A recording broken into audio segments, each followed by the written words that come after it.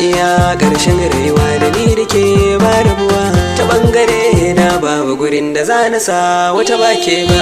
Iya ƙarshen rayuwa da ni da kai ba rabuwa ta ɓangare na babu gurin da za na sa wani ba kai ba.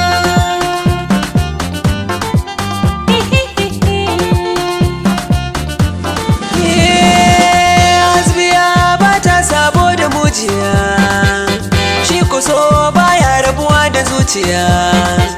Ta yaya ma zan fara miki kishiya, kurciya kukanta cikinsa kwai jawabai baɗewa.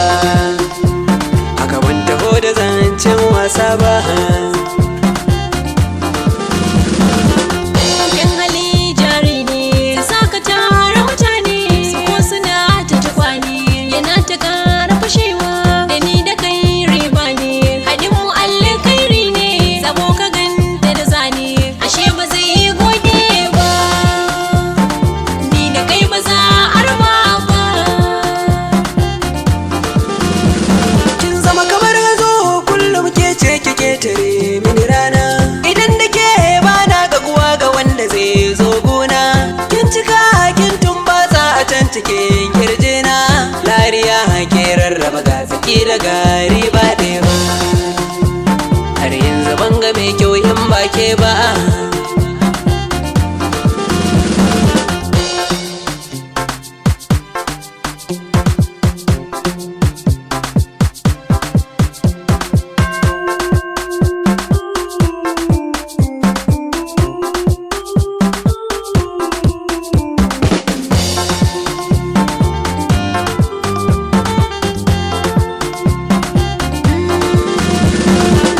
Damuna ya zo kore ta ko'ina, taho-taho a jikin ka kuza na jingina.